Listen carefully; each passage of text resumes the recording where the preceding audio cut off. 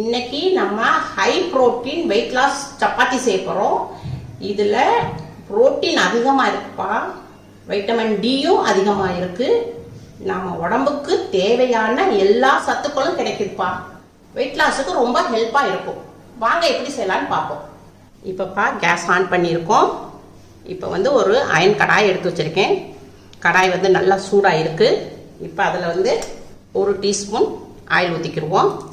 ஒரு டீஸ்பூன் சீரகம் போட்டுக்கிடுவோம். ஒரு 10 சின்ன வெங்காயம் போட்டு கொடுப்போம். சின்ன வெங்காயம் எதுக்கு போடுறோம்னா நம்ம வெயிட் லாஸ் பண்ணுறதுக்கு ரொம்ப யூஸ்ஃபுல்லாக இருக்கும்ப்பா. நம்ம உடம்புக்கும் நல்லா குளிர்ச்சி தரும். லைட்டாக நம்ம ஒரு வதக்கிடுவோம். 1 இன்ச்சு இஞ்சி போட்டுக்கிடுவோம். ஒரு 5 பல்லு பூண்டு போட்டுக்கிடுவோம். 4 பச்சை மிளகா கார்த்திகத்தை. நான் 200 கிராம் காளான் வாங்கினேன். அதை நல்லா கழுவி இப்படி நீளமாக கட் பண்ணி வச்சுருக்கேன். அதையும் சேர்த்துக்கிடுவோம். காளான் இல்லைப்பா, வைட்டமின் டி இருக்குது. நம்ம உடம்புல நோய் எதிர்ப்பு சக்தியை அதிகரிக்கும். இப்போப்பா நான் வந்து மீல் மேக்கர் எடுத்திருக்கேன். மீல் மேக்கரில் வந்து அதிக புரோட்டீன் இருக்குது. இதை வந்து நான் சுடுதண்ணியில் போட்டு எடுத்திருக்கேன். நம்ம மீல் மேக்கரை வந்து சுடுதண்ணியில் ஒரு 10 நிமிஷம் அதை போட்டு ஆற வச்சு எடுத்துக்கோங்க. எடுத்துட்டு இப்படி நல்லா தண்ணி புழிஞ்சு போட்டுறோம். இப்போ எல்லாத்தையும் ஒரு வதக்கிடுவோம். இப்போ நம்ம தேவையான அளவுக்கு கல்லுப்பு போட்டுக்கணும். காளானை ரொம்ப வேக விடக்கூடாது. ஒரு 2 நிமிஷத்துக்கு மட்டும் நம்ம இதை வேக விடணும். இல்லாட்டா சத்துக்கள் வந்து போயிடும். அவ்வளோதான்ப்பா, ரெடி ஆயிடுச்சு. இப்போ நம்ம ஸ்டவ் ஆஃப் பண்ணிடுவோம். ஆஃப் பண்ணிவிட்டு ஒரு 10 நிமிஷத்துக்கு ஆற விடுவோம். இப்போப்பா நம்ம வதக்கி வச்சுருந்தோம் இல்லையா, அது வந்து நல்லா ஆறிடுச்சு. இப்போ இதை வந்து நான் மிக்சியில் போட்டுக்கிறேன். இப்போ இந்த இஞ்சி வந்து மிக்சியில் அப்படியே அடிக்காது. இதை வந்து நம்ம பொடியாக நறுக்கி போட்டுக்கிடுவோம். இதை வந்து அடித்து கொண்டு வரேன். 2 கப்பு கோதுமை மாவு எடுத்திருக்கேன். இந்த பிளேட்டில் போட்டுக்கிடுவோம். இப்போ நான் 3 பேர் சாப்பிட்ற அளவுக்கு எடுத்திருக்கேன். நீங்கள் உங்கள் வீட்டில் எத்தனை பேருக்கு வேணுமோ அந்த அளவு பார்த்து எடுத்துக்கோங்க. 1/4 டீஸ்பூன் மிளகு பொடி, 1/4 டீஸ்பூன் மஞ்சள் பொடி, 1/2 டீஸ்பூன் கரம் மசாலா பொடி. இப்போ மாவுக்கு தேவையான அளவு உப்பு. ஒரு கேரட் எடுத்திருக்கேன்ப்பா, அது துருவி வச்சுருக்கேன். அதையும் போட்டுக்கிறோம். இப்போ கொஞ்சோன்னு கொத்தமல்லி இலையை பொட்டிஸாக நறுக்கி போட்டுக்கிறோம். இப்போ நான் மிக்சியில் அடிச்சுட்டு வந்திருக்கேன்ப்பா, அதையும் இதில் மிக்ஸ் பண்ணிக்கிறோம். இப்போ இதை எல்லாத்தையுமே நம்ம தண்ணி எதுவும் ஊற்றக்கூடாது. அப்படியே தண்ணி ஊற்றாமையே காளானில் வந்து உங்களுக்கு தண்ணி சத்து இருக்குது. அதனால் அந்த காளானுடைய ஈரப்பசையிலே நம்ம பிசைஞ்சு எடுத்துக்கிறோம்.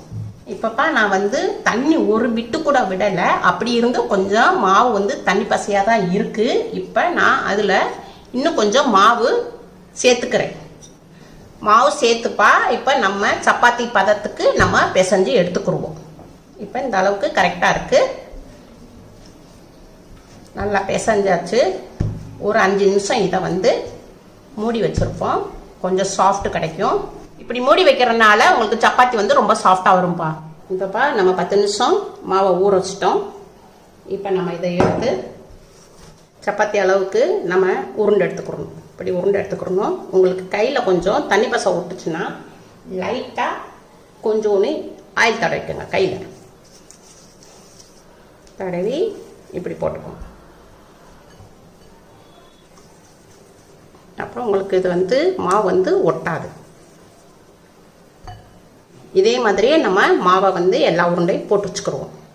இப்போப்பா நம்ம உருண்டை போட்டோம். இப்போ இது வந்து உங்களுக்கு பெல்ஸ் காமிக்கிறேன்.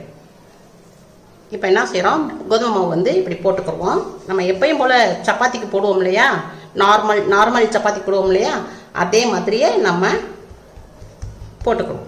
போட்டு மாவு மேலே முன்னாடியும் பின்னாடியும் நம்ம போட்டுக்கிறோம். போட்டுட்டு இப்படி நம்ம நார்மலாக எப்படி சப்பாத்திக்கு போடுறோமோ அதே மாதிரி தான் போடணும்.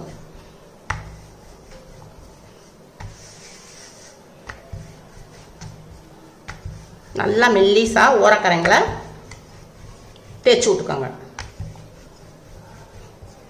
மாவு பத்தலைன்னா நீங்கள் திருப்பி கொஞ்சம் போட்டுக்கோங்க.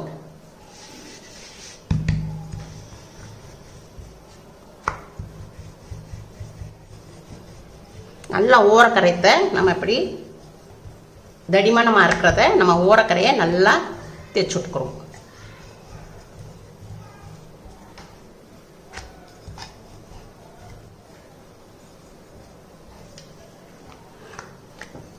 அவ்வளோதான்ப்பா. நம்ம நார்மலாக சப்பாத்திக்கு தேய்ப்போம்ல அதே மாதிரி மெல்லிஸாக இருக்குது. நம்ம இப்படி எடுத்து வச்சுக்கிறோம். இதே மாதிரி ஒரு 5 சப்பாத்தி போட்டு நான் உங்களுக்கு சுட்டு காமிக்கிறேன்.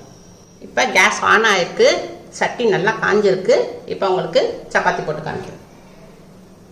கேஸ் ஃபுல்லில் தான்ப்பா இருக்குது. சப்பாத்திக்கு மட்டும் நம்ம கேஸ் ஃபுல்லில் தான் வைக்கணும். 3 நிமிஷம் வேகட்டும்ப்பா. இப்போ நல்லா வெந்திருக்கு. இதை நம்ம பிரட்டி போட்டுக்கோங்க. நீங்கள் இப்படி சப்பாத்தி போட்டு வச்சுக்கோங்க. ஒரு பிளேட்டில் எடுத்து வச்சுக்கிட்டிங்கன்னா உங்களுக்கு கேஸ் மிச்சமாகும். இப்போ நம்ம ஒரு சப்பாத்திக்குன்னு ஒரு துணி வச்சுக்கிறோம். அந்த துணியை வச்சு நம்ம அமுக்கி விடணும். ஓரக்கரைங்களை அமுக்கி விடமேத உங்களுக்கு சீக்கிரமாக நம்மளுக்கு வெந்துடும். இப்படி நம்ம சுற்றி சுற்றி இப்படி வேக விடணும். திருப்பி பிரட்டி போடணும். பிரட்டி போட்டு இந்த துணியை வச்சு ஓரக்கரங்களை அமுக்கி விடணும். சீக்கிரமாக வெந்துடும். நமக்கு நார்மலாக நம்ம சப்பாத்திக்கு எப்படி பண்ணுறோமோ அதே மாதிரி தான்ப்பா. அவ்வளோதான், வெந்துருச்சு. இப்போ ஒரு பிளேட்டில் எடுத்து மாற்றிக்கிடுவோம். இப்போ நம்ம சப்பாத்தி தொட்டு சாப்பிட்றதுக்குப்பா நம்ம கேரட்டு துருவி வச்சுருக்கேன் கொஞ்சம். இப்போ லைட்டாக கொஞ்சோன்னு மல்லி இலையும் போட்டுக்கிடுவோம். பொடியாக நறுக்கி ஒரு பச்சை மிளகாவில் அரை பச்சை மிளகா போட்டிருக்கேன். கொஞ்சோண்டு பொடிசாக நறுக்கி போட்டுக்கிடுவோம். கொஞ்சோண்டு தயிர் போடுறேன். கொஞ்சோண்டு உப்பு போடுறேன் லைட்டாக. இப்போ இதை எல்லாத்தையும் மிக்ஸ் பண்ணிக்கிறோம், கலந்துக்கிறோம். அவ்வளோதான்ப்பா. இப்போ உங்களுக்கு கேரட் பச்சடி ரெடி ஆயிடுச்சு. சப்பாத்திக்கு இதை தொட்டு சாப்பிடுங்க. இப்படி மெல்லிசா போட்டிங்கன்னா நீங்கள் ஒரு ஆளுக்கு 3 சப்பாத்தி சாப்பிட்டுக்கலாம்ப்பா. கொஞ்சம் நீங்கள் முந்தையா போட்டிங்கன்னா தடிமனாக போட்டிங்கனாக்க நீங்கள் 2 சப்பாத்தி சாப்பிடுங்க. நல்லா சாஃப்டாக இருக்குப்பா. ரொம்ப டேஸ்ட்டாகவும் இருக்குது. உங்கள் வீட்டில் செஞ்சு பாருங்கள். அம்மாவுக்கு லைக் பண்ணுங்கள், ஷேர் பண்ணுங்கள், சப்ஸ்கிரைப் பண்ணுங்கள்.